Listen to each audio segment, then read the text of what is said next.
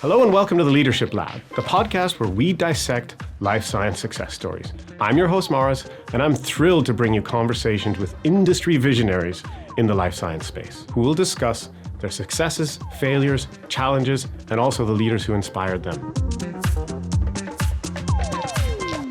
Welcome to the Leadership Lab. I'm your host, Morris, and today I'm here with Armend Håti. Hope I got that right. Perfect. Excellent. He's the CEO and co-founder of ClexBio. Welcome. Thanks so much, Maurice. Thanks for having us. So tell me, we've got your name, ClexBio. What exactly is ClexBio and what do you do? So at Klex, our vision is to really enable cells as a therapy. As a first kind of line, we're developing a delivery system for various stem cells. Our bigger vision is to engineer different types of organ systems for patients across different indications. Okay. That's all we do. Okay, cool. I'm looking very forward to jump into the science behind that. But at the Leadership Lab, we try to talk a little bit about, obviously, leadership and how you got to be in the position you're in today. I mean, you are the youngest CEO we've ever had on this podcast. I mean, you were a founder at the age of 31.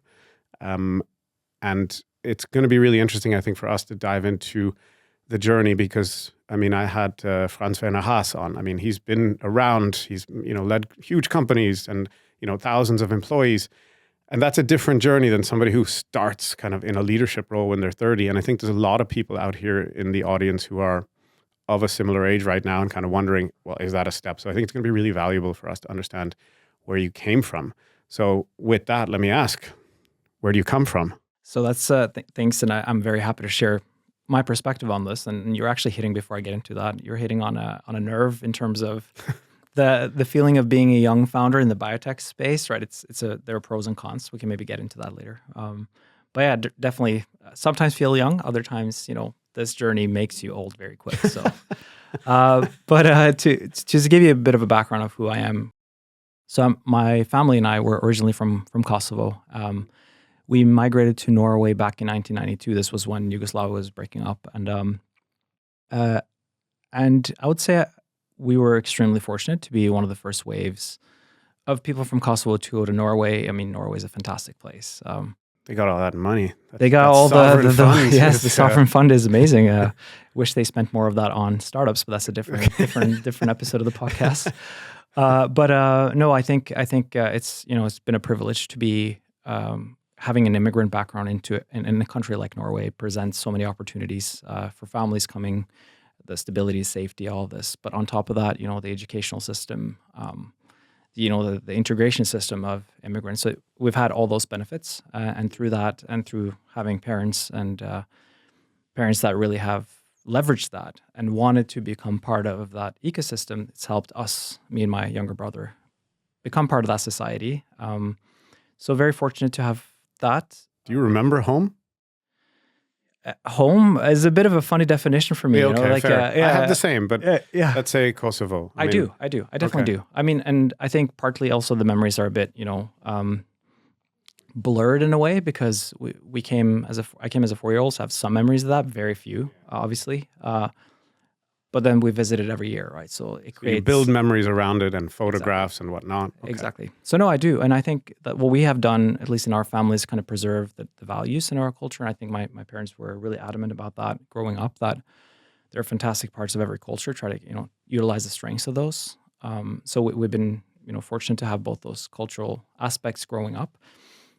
So yeah, raised in Norway, at the age of 18, decided to move. So this was in Oslo, by the way, in the capital. Okay. And usually I want to know what you were like as a kid. Were you a nerd? Were you like... Definitely. Yeah? Big time nerd. Yeah. Okay. What did you nerd out on? So all sorts of things. I mean, board games, video games, all this stuff like growing up. But I did sports as well. I liked, taekwondo, football, stuff like this. But I definitely loved math in school. Like I've always been very much into sciences from a young age. So definitely nerd. Okay, what about like math or science appealed to you? I don't know. I think it's a beautiful discipline, no? Like it's a logical, approach to things, and I don't know. It's always been something that's triggered my interest of, just looking back at doing homeworks.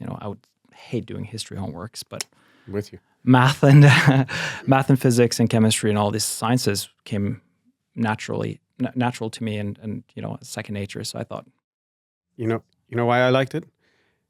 Because in math, nobody could tell me I was wrong. If I handed in a history paper, they'd be like, "Oh, it's a C." That's a good point. And I was like, "Why?" They're like, "Well, like subjective stuff." Yeah. Whereas I do in math, I'm like, "That's the proof. It's True. right." It's Can't right. argue with that. There's nothing that you QED, can tell me. Yep. And so exactly, QED. And then nobody could tell me that it wasn't right. Physics was the same, chemistry to a lesser extent, but pretty much. And that's what I liked about it. I mean, I also enjoyed the science piece, but I didn't study biology until university. I skipped it in high school, and then that ended up being my main study. So that is cool. No, I think for me it's that on top of the fact that maybe just in the spirit of sharing, right? I have like somewhat of dyslexia as well, so like reading has always been a bigger challenge than approaching like equations and numbers. So it's always been easier for me, and I think that has become a skill now in my day to day. Maybe we can get back to that and like Richard Branson style, like he said. I didn't know he had. No, he's one of the big first proponents of spreading the word. Dyslexia as a superpower. I believe it was Richard Branson. He was one of the first kind of voices globally for that. Well, I mean, I have a bias here, but I do agree with that. All right. So childhood, all good in Oslo. Time to go study, I guess. Yep, correct. So at that point, I've always been into, fusing math, physics, different science disciplines with the medicine aspect. Always kind of thought that I wanted to become a medical doctor growing up. What did your parents do? So my dad is a mechanic, and my mom is a lab technician at a hospital in Oslo. Yeah. Okay. So definitely middle class background. I'm the first in my family to achieve a PhD, so that was a big thing for us. Bravo. Why medical? Like, what was the thing that you said? I want to be a doctor one day. So I wish I had kind of a logical answer to that. I think it just had to do with wanting to help out. My mom was going through some health issues growing up, right? So it might be that, that just kind of the feeling of wanting to be helpful in a way. So maybe that. It's a noble occupation. My wife is a medical doctor, so okay. So well, you didn't do it, so you married one. Yes, exactly. No, so I think for me, I found a way to combine the two worlds, right? I saw there was this like discipline or this educational program in Trondheim at a university called NTNU called Biophysics and Medical Technology, where I could kind of both those worlds would meet. So I decided to move to Trondheim, which is about a 6.5 drive away from Oslo. It's kind of continuing up north. Okay, so that's getting very north. Very cold. Trondheim. I've only seen it written down. Okay. Yeah. Trondheim? Trondheim. Okay, Trondheim. Trondheim, if you're from the place. Okay. Okay. What was that like? I mean, was that more local students or was that everybody from everywhere? Everybody from everywhere. And what is it known? Is it known for that, for biophysics? Okay. It's actually known for any scientific discipline. It's actually it's a former NTH. So it's one of the most reputable technological universities in the Nordics, I would say. You have multiple Nobel Prize winners from the school. But what is unique about it in Norway is that it attracts basically the biggest nerds across the whole country. So you become very normal when you get to Trondheim. If you have been the nerd in the class and the outcast, usually when you go to Trondheim, you kind of find your peers, and it's a beautiful thing. I think it helped me mature in ways that, like from a social perspective, I blossomed, I would say. It's maybe a silly thing to say, but it was a means to really help develop, communication skills and then on top of that, obviously the educational background and the program was unique and really helpful because obviously it blends the medical sides with the physics and math, so I could really start crystallizing a little bit what I wanted to do. Truthfully, I had a lot of back and forth like the first years between should I just go back to medicine because I can help people. Mm-hmm. What made me stay, and I remember this actually being a deliberate thought process that I had, was if I succeed with biophysics or medical technology and I make a product, whatever that product is, that product could help a lot more people than if I'm a practitioner. If you're one doctor. If I'm one doctor, the patient volume that I could do during my lifetime, right, or take on during my lifetime compared to making one product. So did you know then you wanted to make a product? Like when you enrolled in this course and you're 18 or 19 or whatever, you're like, you know what, I want to, no. I wish I could say that, right? I think a lot of people would probably say, no, but I think I wanted to be part of making products, right? So whether that's in a team or a company, that makes products, or eventually developing own products that we're doing at Klex today. When did that dawn on you? That's also a good question. I think it kind of happened organically through the program, and then I started my PhD work, right, in biophysics, also in Trondheim. But I did spend time in the U.S., right, during my master's. I was in Santa Barbara. During my PhD, I was in Boston. So Santa Barbara, nice. That's probably the prettiest place I've ever lived in my life. Yeah. No offense to Zurich. It's amazing here. They have better flowers. They do. All over the streets, it's like... And better weather. It's consistently perfect. So I think that helped shape a little bit the entrepreneurial mindset, like being in the U.S., seeing that anything is possible, coming back to Trondheim with that, energy. People say that about the U.S. And I mean, because I grew up as a neighbor to the U.S., I didn't feel it to be excessively entrepreneurial. And then even coming to Zurich, I guess I'm surrounded by a lot of people who are entrepreneurs. So for me, it was always like, okay, this is just the norm. You coming from Norway, going to Santa Barbara, where there's obviously also a lot of very wealthy people. Where did the feeling come from? What to give you that, oh, this is an entrepreneurial place? Like, was it the way people spoke? Was it seeing the ecosystem? Was it, what about the US that everybody always says is so entrepreneurial? How does that translate into It's a great question. Daily observations? So maybe first to just address the comparison between Norway or NTNU and Santa Barbara. I wouldn't say that. Actually, NTNU has a history of being very innovative as well, right? So but it's just to do with the way people express ideas and express vision and express, what they want to do in life. So just remembering the classes I had to take, or I decided to enroll in Santa Barbara, there were like undergrad classes where obviously you just do a class, whereas with the grad classes, where you're surrounded by other PhD students, they would more frequently talk about, like, I'm trying to build this company, or we're going to do, we're going to make this. And for me, that was like a mind-blowing concept that you could think about that while you're doing your studies, right? That you're kind of already primed to develop something as you're, doing a physics class. So that type of interaction with those students in that class, and then also with the PIs, actually, the professors being involved in different, startup companies and either supporting roles, or that also made you kind of look at that world as a possible world, right? That wasn't so much a thing. So you were used to studying the material, but not the real world application or possible applications for the technology. So the possible application for technology in Norway would be traditional kind of career paths, right? You would work in industry, you work at a hospital as a biophysicist, but creating your own, right? Or kind of like taking that first step to create something, I think was not something that was frequently discussed among my peers, right?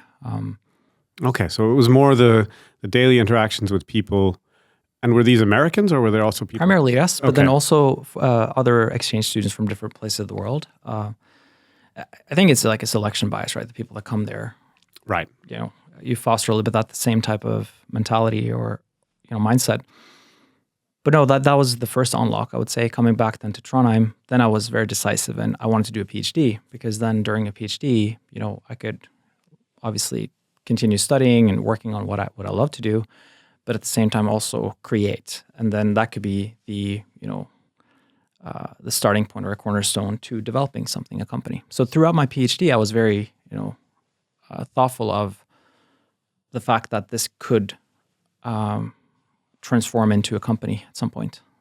How important do you think the city or geography that you're in is when you're thinking, okay, I'm going to develop a product out of my PhD,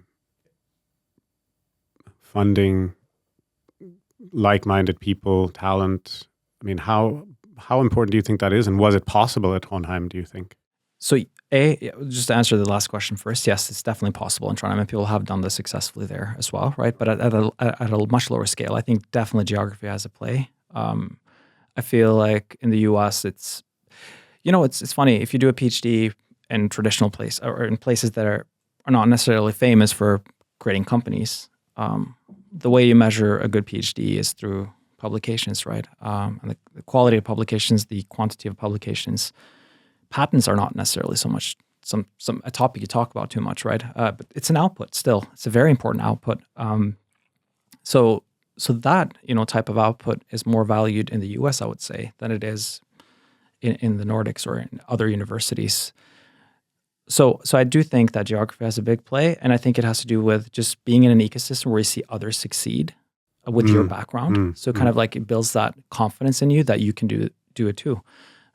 Whereas if you're in a place where not a lot of people are doing this, you're the odd one out, right? And it's yeah. So if you were, let's say, finish your master, considering a PhD, and in terms of, if I think, I'd really like to build something, what would you say is the best advice for people considering that? So you're saying that the starting point for you is that you want to build something, or you have that in you that you just think, you know what, I'm going to try this. So I think that's, dangerous to maybe give too much advice on that, because I think everyone's different. But I do think that if you have a calling for creating something, and then you're doing a PhD, I think in a lot of ways it could shape your thoughts around how you design your experiments, like what you focus on spending your time on. A PhD is a long time, right? Yeah. So it could shape where you want to, how you want to position your PhD. I think there's a balance there, though, because a PhD is also meant to be an academic degree, right? You should have scientific output that should help the. That should be obviously the primary, I'd say. But if it can align both worlds, I think. Obviously, doing quality research, but then every time you have an output, assess whether this has some sort of market value in a way. Yeah, and I think it's to your point earlier, if you surround yourself with people who are already doing it, like when you're choosing maybe the location for your PhD, it's okay. This school could be incredible academically and produces a lot of, Nobel laureates, but does that translate into something in that location where you've got money, you've got like-minded people, you've got talent that could go along on the journey with you?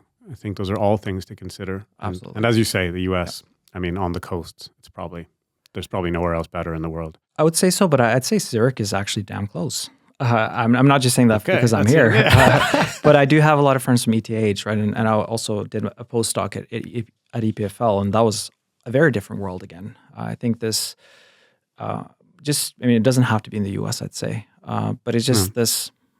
Maybe not these days either. It's true. Maybe not these days, especially not these days. You're allowed in. Yeah. Okay. And even if you are, but I think it's just about the awareness of that, and the kind of sharing on people that do that, instead of it being frowned upon to do it in a way. Like, you should do your PhD, you should publish, you should do this. Instead of thinking that you're here, it's it's really cool if you built your own company. People cheer you on, and even as my understanding from as an outsider, the TTOs here are more supportive in a way, or the what? The technology transfer offices of the different universities are more supportive in a way. Going over my head here. Okay. Yeah. Oh no, I know ETH is quite good. Let's just look out in Schlieren. It's just full of companies. Exactly.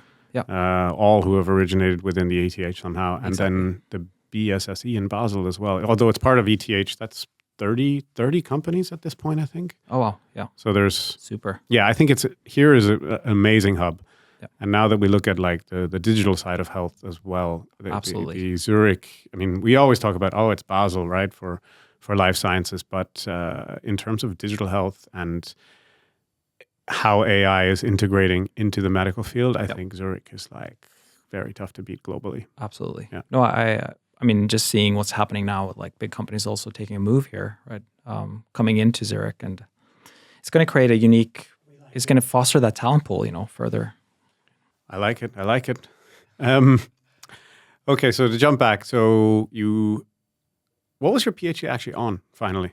And don't say it in like the official title so people actually understand. Okay. Well, we have a lot of scientific people listening to the podcast, but it's a nice curveball. No, I think, the PhD was around high level around developing tissue organ systems, right? Either for drug discovery or for therapeutics. Kind of the detail side of it is utilizing different types of biomaterials or materials friendly to cells to manipulate cells so that you can differentiate them or make them into different tissue types.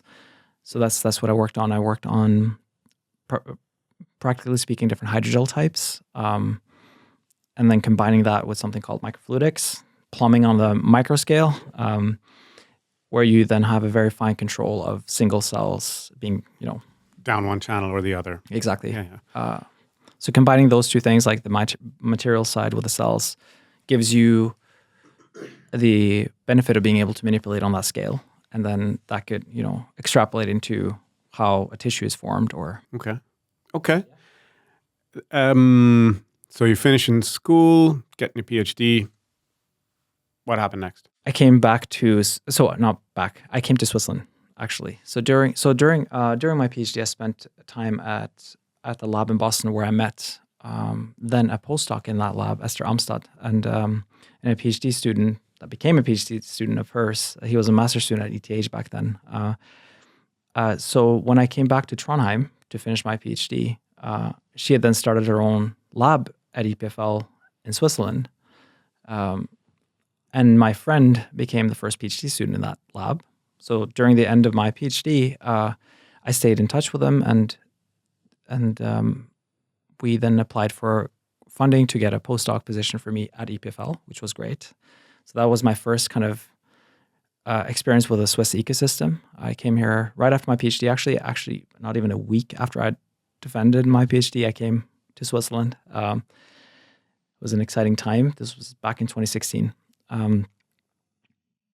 Spent a year at EPFL, nearly a year. It was super nice. That's also why I can really vouch for the EPFL TTO and how they do innovation there. I enrolled in like these entrepreneurial classes in the evening. So super cool ecosystem. Okay, and was that above and beyond these entrepreneurial classes? Like you had your postdoc, you had your money, you had your experiments to run. Was the entrepreneur piece part of something offered by EPFL, or was that something you sought out? No, I saw that was something I did in my spare time.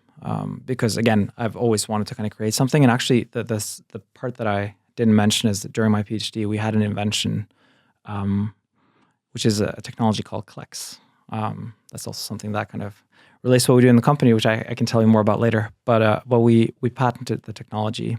And through that process, we also talked about the market opportunities of that innovation. Okay. So when I came to EPFL, I really wanted to kind of learn a lot, as much as I could, on how to start a company, how to build a business case, and so on. So I spent a lot of my evenings on that, and then realized actually during the postdoc that I still wanted to get more industry skills. So I applied for different types of jobs, but then ended up joining a company in Norway. So I moved back after Switzerland for... Okay. Yeah. Okay. So you did the year here, and then were you targeting specific companies at that stage? Yes, I did. I mean, any company that seemed very innovative, I would say, was on my hit list, right? Okay. But this is interesting because, we have a lot of people. Part of why I started the podcast was because we have a huge volume of people who write to our either info or apply page at our company, and they're like, oh, I'm graduating soon, or I'm finishing my postdoc, or I want to go to industry. What should I do? Exactly. And we used to answer these, but the volume is just too high. And that's why, I'd love to get your message out there as to what was your thought process when you were applying? Was it, I'm looking for a mentor, I'm looking for a technology, I'm looking for a culture, I'm looking what were you looking for? Again, I would say there was a straight answer to this, right? But I was at that point just, sucking in a lot of information. Keep in mind also that at that point I didn't have any real industry experience, right? So I didn't know what I was jumping into. But I, as a PhD student or a postdoc, you have this abstract, thought of how it's going to be in industry in a way. So like, I want to be a businessman, right? Or like, I want to learn business. I wanted to just play golf. Like I was like, cool, what do you do? And everybody I talked to was like, oh, I'm in insurance. I'm like, yeah, I should be in insurance someday because I used to love golfing. Yeah. But quickly, just an aside, did you have part-time jobs? During my postdoc or PhD? Any time? Yeah, during my studies I did. Yeah, I worked at a coffee shop. Coffee shop? Yeah. Okay. That was fun. Okay. It was a lot of fun, yeah. Okay. So coming back, I mean, choosing the first role. Ultimately, what did you choose? What did you choose to do? So I chose to work for a company called Aker BioMarine. It's a Nordic, I would say Norwegian company, but they're global leaders in krill. So it's a really unique company because what I loved about them prior to joining them, and I can also confirm that this was the case with the company, is that they own the whole value chain of krill. The krill, and it might sound like funny, but they have vessels in Antarctica. They have, and it's super sustainable, by the way.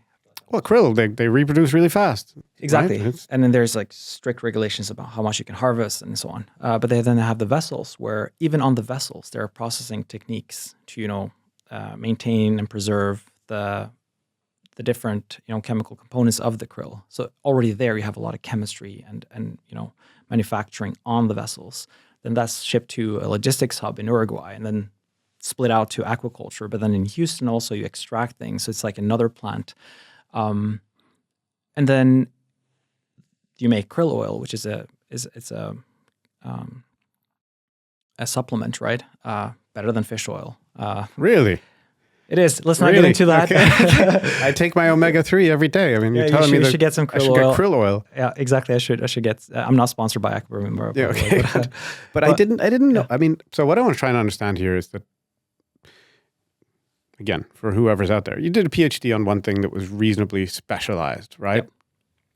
We're talking about human cells, or let's say organoids, or things that are specialized to the human body. Yep. And then I'd be thinking, if I'm finishing, I'd be like, oh, I got to go work for a company that's doing that. Exactly. Right? Yep. And then you're like, no, I'm going to go work for the fishing company. No, it's a great question. Actually, for me, it was maybe back to your original question around, my choice here. It had to do with exposure, right, to different things that I have never been exposed to, like Krill. Truthfully, I didn't like. Yeah, I barely knew what a krill was, right, when I applied for the job. But I think what was interesting is just being exposed to so many different teams, people working on the harvesting side, to engineers on the vessels, to like all sorts of disciplines. The role that I had was in the product development team, so I was kind of directing new products as well. And the vision of the CEO and the owners, I really want to give them kudos for this, is that they are not just looking at this as one kind of supplement component, but you can potentially make biopharmaceuticals out of this. So like my focus was on nutraceuticals, like, or kind of utilize different chemical components of the raw material to generate new products. And this is now called Lysoveta, if you want to look that up later. But it was super cool to kind of be at that interface where you have this huge source of material like at your fingertips, and now you just have to kind of innovate based off of that. And you have this amazing infrastructure of both scientists, but people fishing, like fishermen. So you have this deep knowledge base that you can work off of.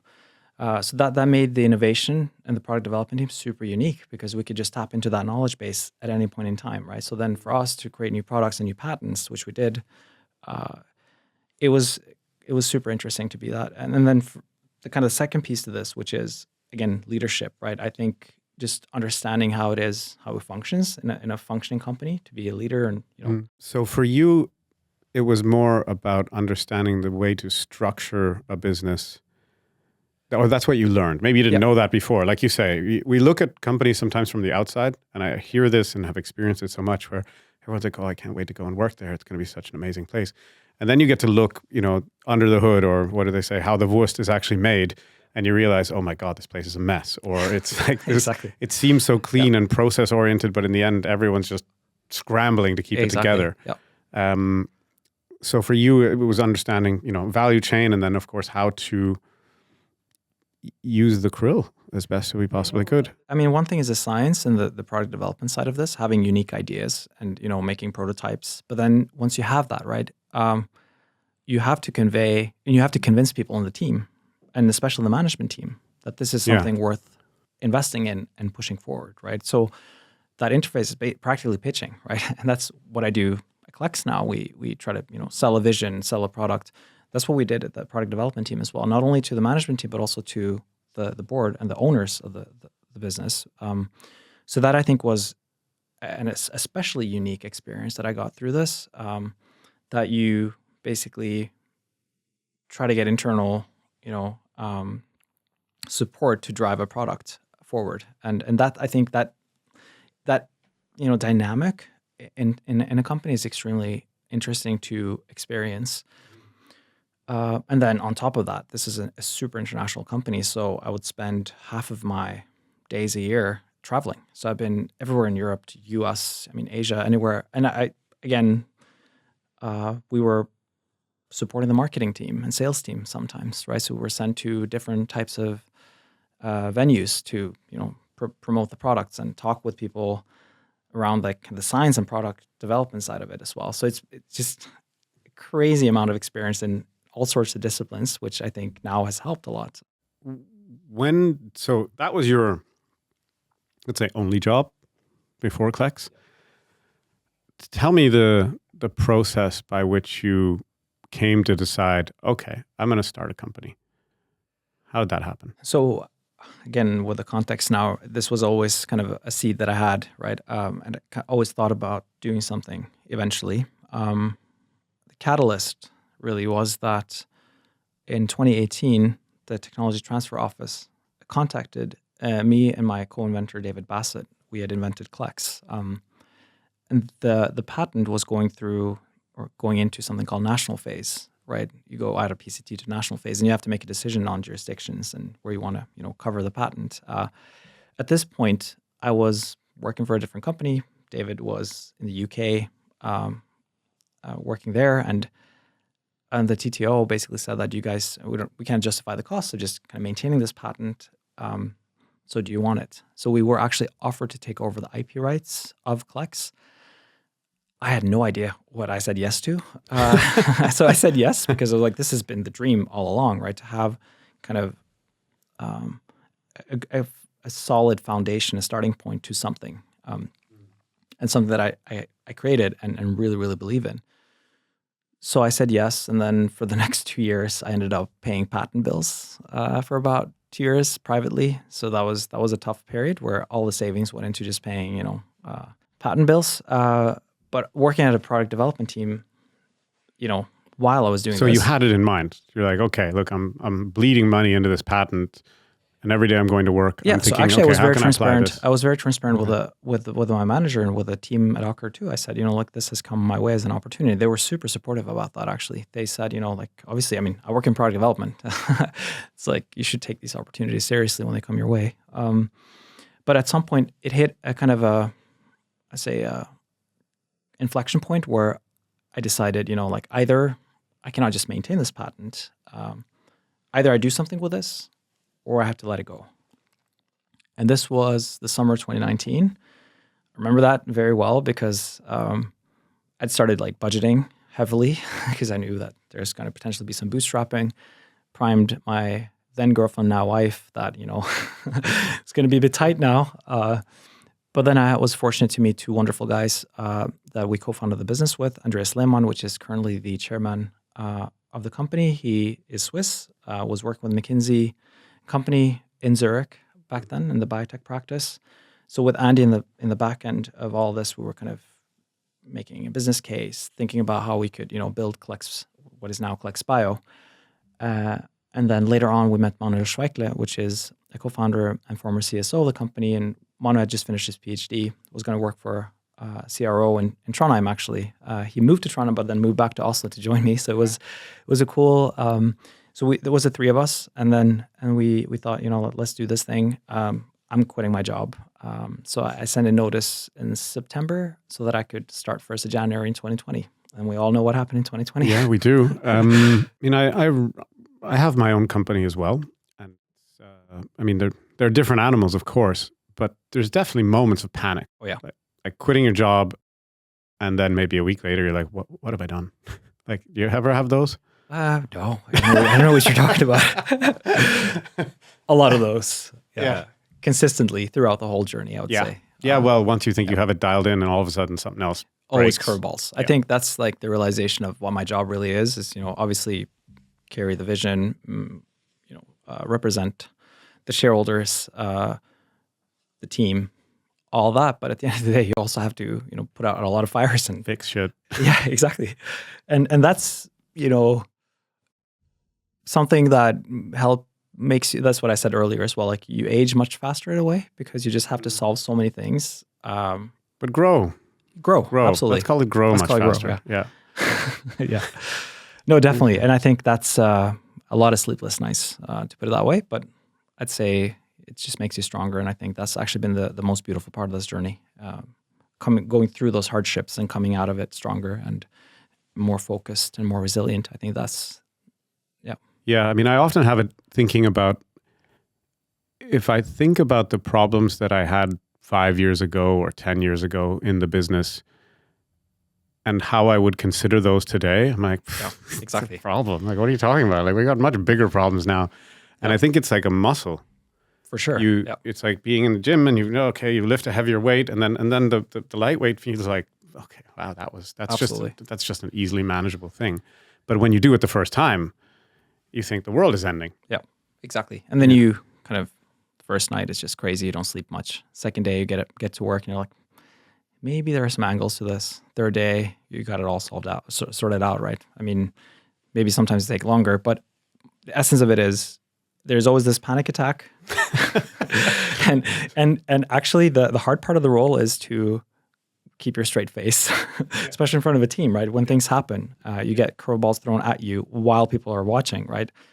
You have to keep your calm.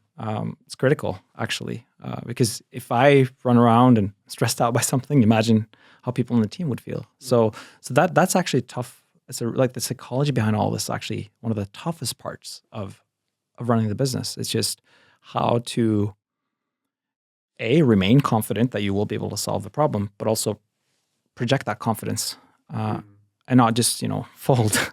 Well, I mean, sometimes I think it's also okay to let people know. I fully agree. Yeah. So that I would differentiate though, because I think I definitely agree that you should be transparent about things and be open about, this is tough. We don't have the solution yet. We'll figure out a solution to this. What I'm talking about now is that panic you feel inside. Yeah. You shouldn't leave. Yeah, okay, that I get. but and not that happens too frequently, but when it does happen, you have to kind of maintain, and then be reassured of the fact that you will be able to handle it, but also convey that to your team in a transparent fashion. So I agree with you. Do you have methods to decompress, de-stress? Anything that you do? So now I have the benefit of having a 20-month-old daughter. So that's just more stress. Actually, no. Well, it's more work. It's a different stress. It's a different stress, work. But it's perspective, right? And I think it helps coming home to that smile and just spending time with her and my wife. And so that I think it's been also, and I want to give kudos to my wife throughout this whole madness. She's been in the background and supporting throughout all of this, right? It's a cliche, but really, I mean, never been possible without that type of support at home. Shout out to, what's her name? Urona. Shout out to Urona. Okay, well done. Okay, I want to jump back to Andreas, Manuel, and you. Yeah. So starting out, what's the first thing you do? Great question. That's also what I asked Andy. So Andy had a lot of experience, with supporting startups as an investor, as an advisor. Super big network of people.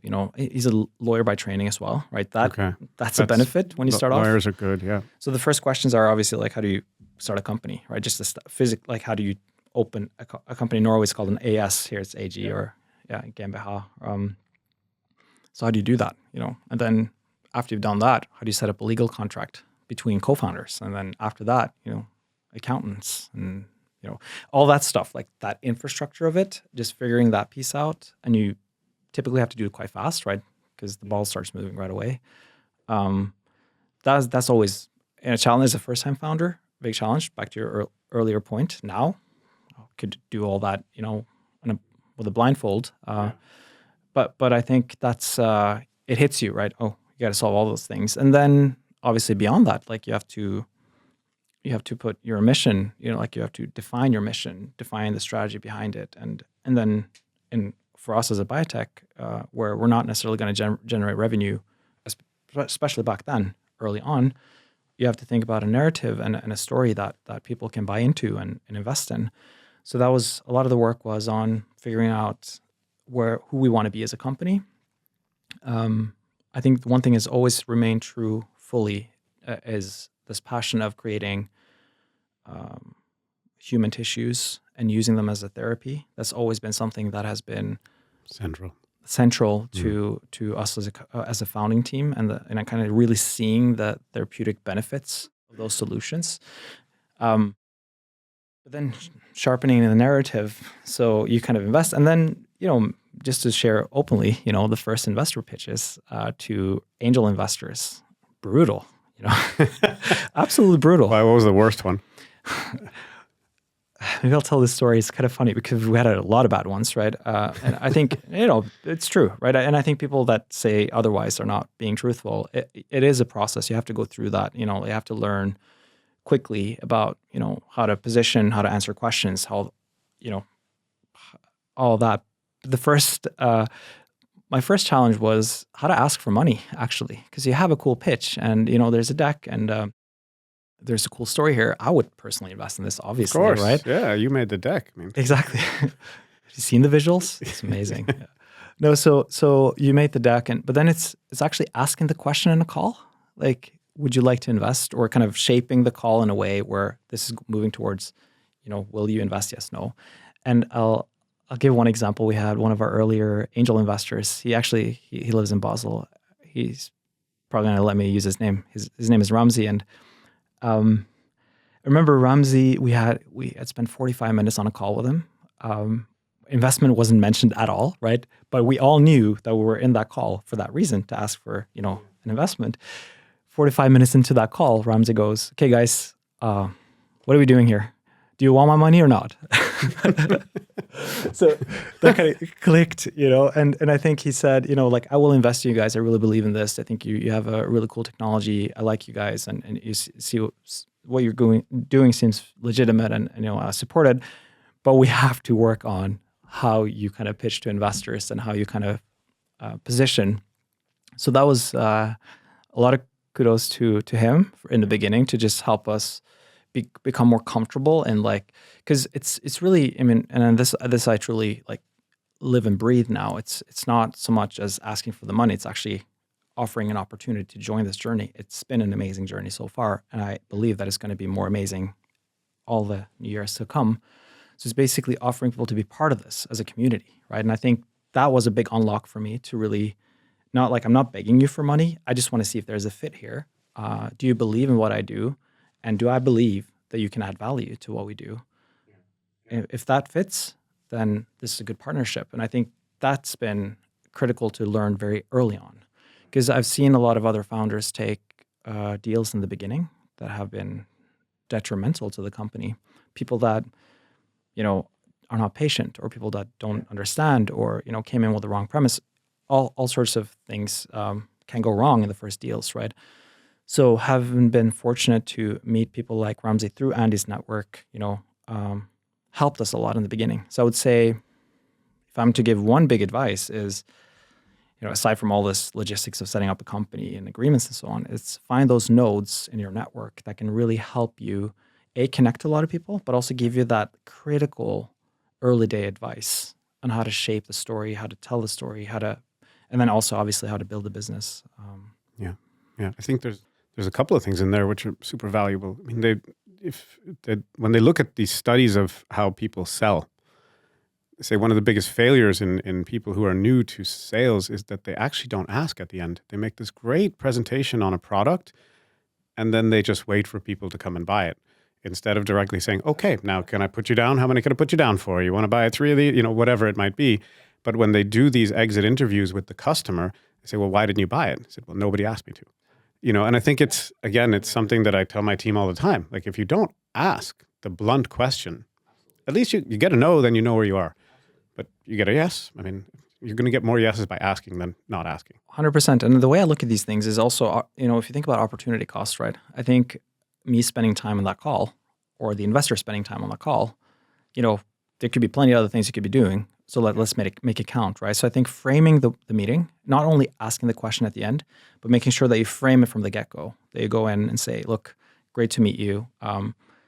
Here's why we want to talk with you, right? We have this opportunity. We want to tell you about our company, but before we get into that, we'd love to see if this could be a match, if you could be a partner, and obviously you don't have to make a call on the spot here, but let's go through the case and any questions. And then you've already framed it. So then when you ask the question at the end, like, is this something you find interesting? Is it within your scope?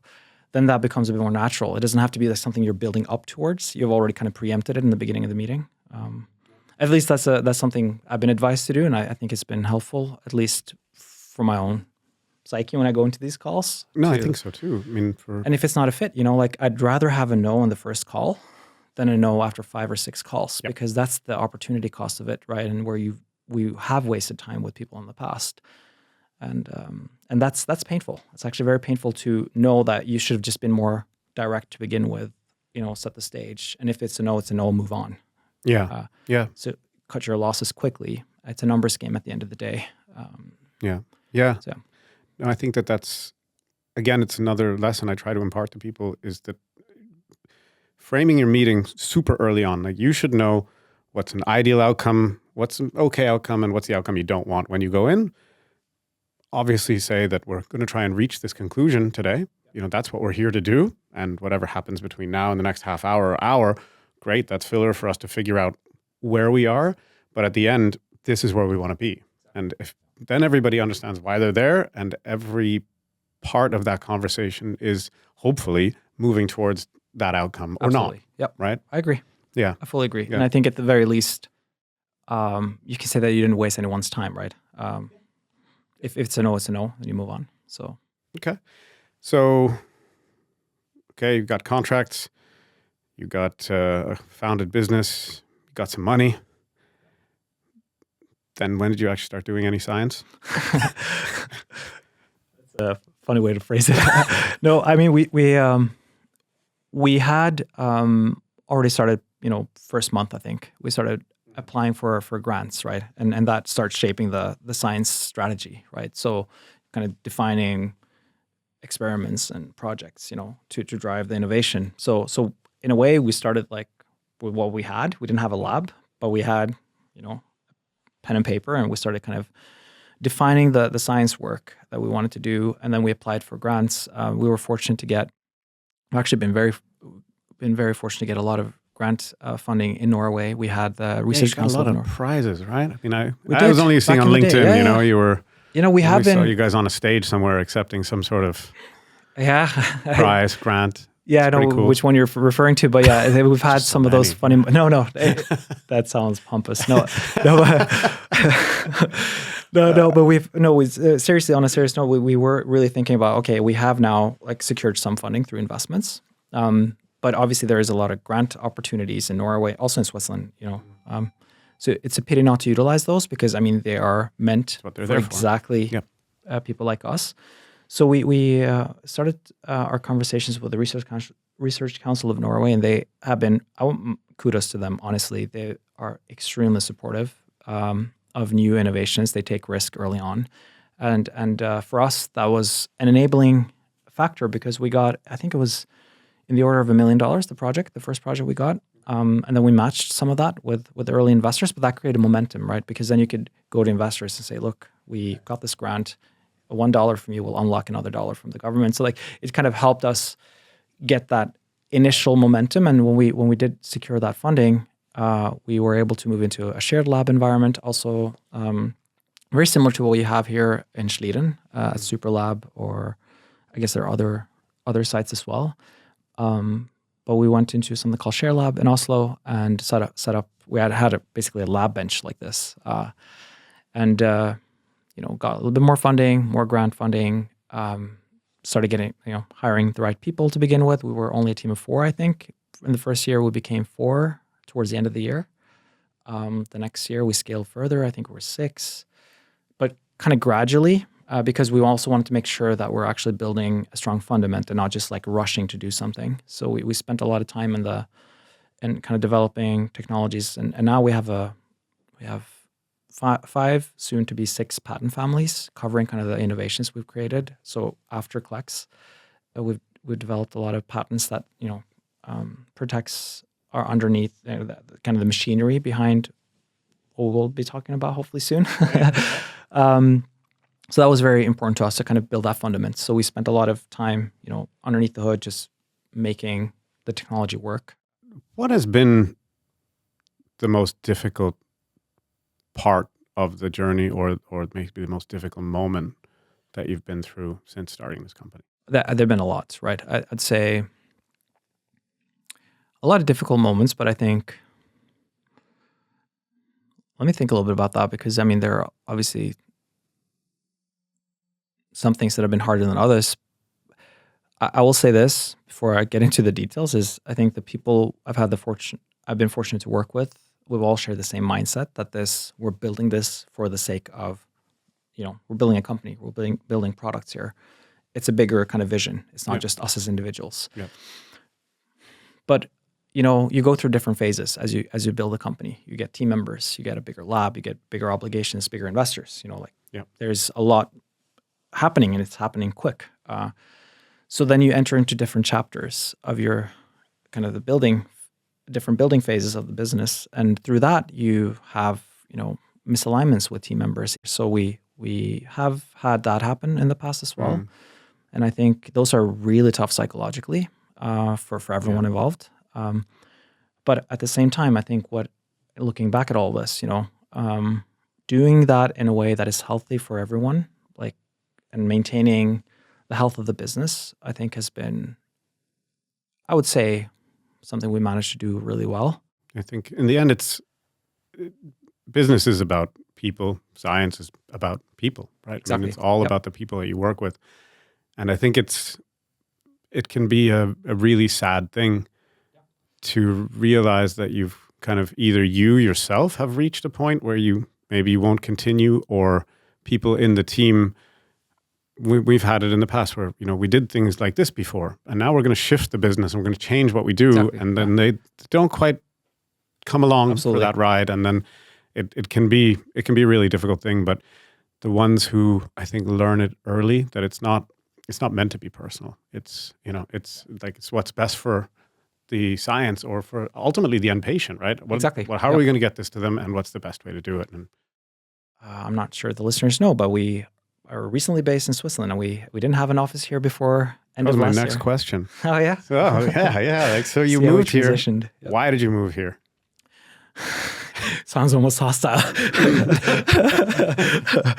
No, so I mean, a lot of reasons, right? You might have seen a flux of Norwegians coming to Switzerland recently, typically wealthy individuals or even startups for tax reasons. I just want to preempt that it's on the list, but it's probably number 4 or 5 on the list for us. Absolute number 1 on the list for us as to why we want to do R&D in Switzerland is the talent pool. Where we want to be, and I believe we are, the best bioengineers of what we do, and we need to get the best talents to help continue to build this company. And then you have this very unique ecosystem with the ETH close, with the EPEV, the biopharma ecosystem, all that, right? That supports the next phase of our growth. And I think that was a critical point that I think we can. I mean, I just want to say this too, right? In Norway, we were at one point, I think we were 12, almost 14 people, some part-time, right? But everyone on the team were internationals. It was nobody crazy how we managed to recruit people from all over the world, including one that you helped recruit from Spain, Pablo Carrasa, our current CTO. So no, we managed to get a lot of people, excited about the vision and actually move to Norway to join us. So that was a big accomplishment. But then getting to the next inflection point, you're like, how are you going to maintain swimming this? Against the current? You are, right? Yeah. And also there's this element of, are you getting people to Norway for the wrong reasons? Because Norway is known to be a safe haven and a good place for families, including my own, when we, moved to Norway. But that's not necessarily the mindset you're looking for. You're looking for risk takers, right? You're looking for people that are, bleeding for the mission, super ambitious. So you might get, there's the talent pool, the international talent pool that you get access to in Norway are maybe there for, called the wrong reasons compared to what we're looking for as a company. Maybe they have a spouse there, or, they're looking for a safer, more stable life. They want to, enjoy the fantastic nature in Norway, right? But which all of those things are fantastic. But being a small company where you're kind of hiring people you can fully delegate to and be the best in the world. I'm looking for people that have 20 years of experience from biopharma, right? How do you get those people to move their families to Norway? it's hard, right? Well, especially when they're 20 years in, there's definitely a family involved normally. I mean, absolutely. At that level of experience, they're usually around 40, 45, and we usually find that those are probably the more difficult age group to move. I can vouch for that. Yeah. Right? We've tried, and it's hard. 30 right? to 35, usually it's okay. Yeah. Yeah. I fully agree. And I think that's also where we realized, I think this was sometime early last year, is like, if we can't get the talents here, we have to go where the talents are. And we then, in the same goal, thought, okay, if we're going to restructure, let's do it properly. So then what we did is we set up a headquarter or a unit in the US. So that's the mother company. And then we set up a subsidiary in Switzerland, which is now R&D. So we basically had our lab in Oslo.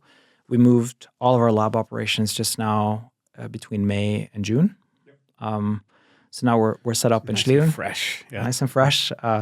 So we're 4 from Norway in the Swiss team now, and we have still some people in Norway. And now we have some part-time in the US, so we're a bit spread across. But I think we've really, through this US flip, right, we've established a strong foundation where we now can continue to grow R&D in Switzerland with the best talents and do all the BD work in the US and potentially also, or not potentially, but soon also thereafter, the clinical work with partners there. So I think we have a good setup now, but that's also back to the point of hardships, just operationally doing all this, but then also the people involved, right? Some people cannot be part of this journey, right? They're either have families in Norway that cannot, move. So you go through a new transition or a new phase, right? Where you say bye to some people that have been helpful in building the company to where it is today. Well, let's stick on that. So where is Klex today? Like, tell us, break it down for us quickly. You did this for me already in the past, but I think it'd be really cool for people to understand, what is it? What does it do? What can it do? Sure. I can go on about this, right? How much time do we have? I got time. So I'd say, at Klex, we're true believers of the therapeutic potential of human cells. Like, we really believe in cells as a therapy. And the first kind of part of that is, we're now seeing that cell therapies are being improved, right? Let's for a second not talk about the challenges of scaling therapies and all this, but just the immense benefit it could have for a patient as a cell, as a therapy, is, amazing. And I think we're going to see so much more of this. And then looking more carefully into why some cell therapies work and why others don't, right?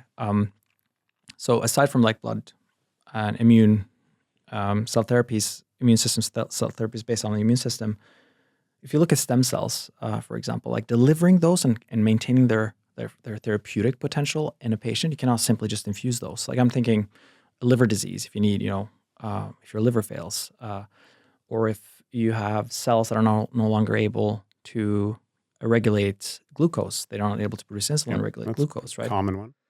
Right. So how do you make those cells, but then how do you deliver those cells? That's a big challenge and a very neglected piece of the puzzle. So a lot of focus now goes into manufacturing, the quality of this, getting the cells out and all this. But then the next frontier will be, how do you actually deliver these cells and maintain their potency or functionality in vivo, right? How do you make sure that cells that usually like to attach to things, when you insert those into patients, they're not able to engraft, and they even start circulating, you have off-target effects. So how can you preserve a structure so that when you deliver these stem cells that are really powerful, they maintain that functionality in vivo, right? And that could then opens a whole new chapter of targeting acute liver failure or targeting different types of, heart failure or a lot of different indications that traditional medicines have failed to tackle in the past. So that's the first side of it, is just kind of enabling the cells that people are creating right now, like we're the delivery system of those cells. The much bigger vision is, so these are single cell assets, basically. You take a liver cell, you engraft it into our product, and deliver those cells, and they maintain healthy and alive in the patient, and you can regulate toxins and so on. The bigger vision of what we do is, let's imagine you combine multiple cell types now. You can actually start creating organs, the architecture of organs. So that's also what we have developed as part of our kind of patent platform or our technology platform at Klex, is you can combine different cell types to, for example, form fully microvascularized tissues. And that's critical if you want to develop a product that not only works there and then for the patient, but then engrafts into the host and becomes part of that patient over time. So we're going into like the first immediate markets through biopharma partnering. That's our model. We really want to be the best in the world to make this system. But then through the partnerships, we want to leverage partnerships to translate, to create therapeutics in the cell therapy space to begin with, but then in the tissue therapy space later on, which are more kind of advanced tissue products. And we have some cool examples of that just recently with Kotis, probably how you say it here. They're making skin, and Daniel and the team have been doing fantastic work in this space, right? And you're also seeing other examples that are now on market, like Humacyte in the US have made these blood vessels through a tissue engineered platform, and things are emerging now. And I think we're living in a really interesting time where we can start, like, once the issues of scaling the cells have been solved, then we can start really looking at how to deploy this at a large scale. So we can all just start living completely irresponsibly. I just get a new pancreas, give me donuts. I think it's fantastic. I mean, look, it's not just the people who are, let's say, irresponsible in their lives, where we often see problems in liver, kidney, pancreas, gut, but it's also people with autoimmune diseases, people, and this is obviously the first population that needs to receive these type of therapies. And as we've seen with the gene therapies and with some cell therapies, we're going to have hiccups along the way. Absolutely. But the future looks incredible. I really admire you, like, for the work that you do. I think it's amazing to have such dedication to making this work, and I think it's you should be very proud of where you've got yourself today. Any news you want to get out there about Klex right now? Anything you want to talk about specifically that you haven't covered already? So we're new to this ecosystem, right? So I'd love to meet people. We'd love to kind of connect with anyone that could have synergies with us at Klex. I mean, we're soon going to scale. We're going to help get your help on that. Yeah, well, we're here. So scaling is definitely in the cards for us now. With that also, we're fundraising. So like, I'm looking to meet investors that are interested in learning about what we do at Klex. I think there are different ways to engage with us at this stage. We are talking with some talents that we want to get on board once funding is secured. I think what I'm trying to unlock is just how to become more incorporated into the ecosystem here. Yeah, because we are newcomers, right? Yeah, we're looking for the nodes right now. Okay, so cool. If you're a node listening to this, please contact us. We've got a couple of nodes. I mean, we've got about 13,000 nodes following this page. So hopefully somebody out there who wants to connect, where would they best find you? So we're in Schlieren at Superlab Swiss. Okay, and online? ClexBio.com. Okay, cool. Armend, before we wrap up, we have a little segment at the end called Mentorship Minute. We've covered a lot today, but if you're at the stage of your master's, you're graduating your PhD, you're founding a company, you're taking your first job, pick one. What kind of advice in a minute would you give to people at these various decision stages, let's say? Kind of universal advice. And here I'm going off of the assumption that this is a first-time founder, right? I would say before you jump into it, make sure that whatever you're creating has some sort of validation that it's a needed solution. Don't do it just because you blindly believe in it. Have those super uncomfortable conversations with people that don't necessarily believe in it. Collect the feedback, filter it in a way that is constructive, and then from that fine-tune the case or kill it. That would be my first feedback. And then secondly, if you have a friend or a co-founder that has a legal background, that always helps. All right, cool. Hey, let's wrap it up there. Thanks so much for doing it, Armend. It's been a pleasure. Thanks so much for having me. Thank you. Thanks for tuning in to this episode of the Leadership Lab, where we dissect life science success stories. If you enjoyed that, please check us out and follow on Spotify under Leadership Lab. If you don't want to miss any episodes, be sure to follow Headcount on LinkedIn or subscribe to the Headcount YouTube channel. And as always, we thank Headcount for making this possible. If you don't want to miss out on any of the latest job opportunities in the life sciences industry, please check out the newest roles at headcount.ch.